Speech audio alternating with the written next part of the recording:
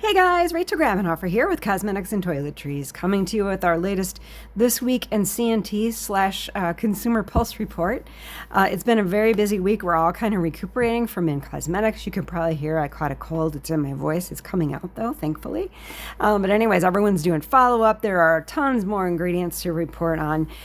So there's a lot going on. But I wanted to flash back on one ingredient here. You can see it on my screen that I thought was really interesting. I just wrote it up.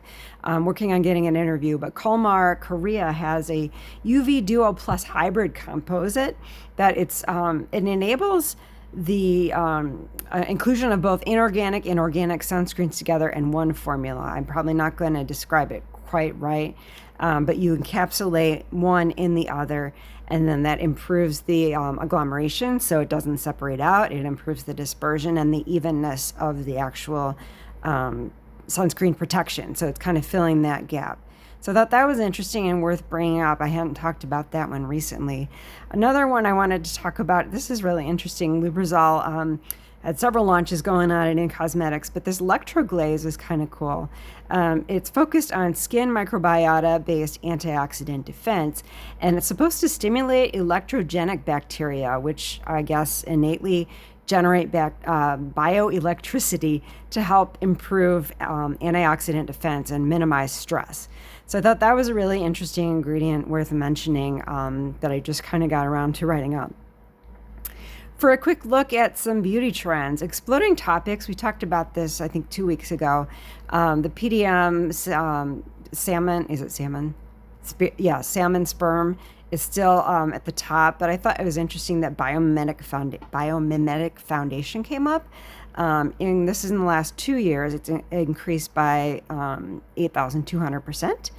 And then lip stain mask, we've written about this in recent times too, is up 7,900%. And you can see birch juice is next. So just to get a take on what's changed there, it hasn't changed a whole lot.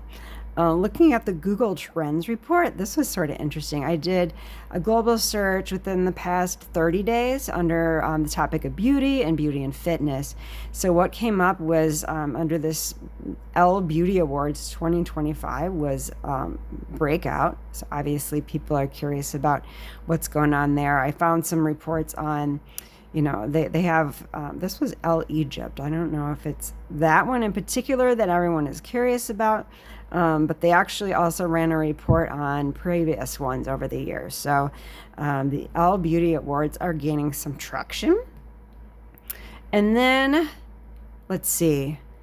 This was kind of interesting too. Point of View Beauty is up 2,000. This Adana Belapsis, I tried to look at that quickly. It was, I think, a Turkish company that I believe closed. But I had to do some more Google interpreting, so I'm skipping that one for now. The Point of View Beauty, I think we talked about this one maybe in the last report. But this is a glossy reporter. This influencer, Michaela Noguera, is building a legacy brand called Point of View Beauty. And it's supposed to be based on these very fundamental products, kind of stripping it down to the basics. So here's a picture of what it is: glaze it, drench it, drip it, whip it, etc. So that, I think we talked about it before, but it's still drawing interest. And then last here at the bottom, I thought it was interesting. This Vivien Beauty foundation stick is drawing interest up 1,300%. So Googling that one, oops, sorry, I went too far. Here, okay.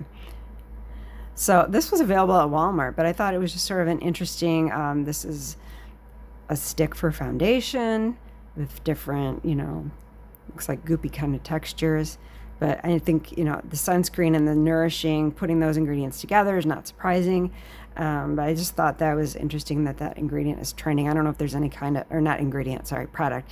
I don't know if there's some kind of sale going on or not. I didn't find it, but that is another thing that is trending. And then last but not least, I wanted to point out, we just posted a sneak preview for our May issue, Beyond Beauty Wrinkles, Uncovering 16 Biological Hallmarks of Aging. We did an interview with Rebecca Gadberry at UCLA.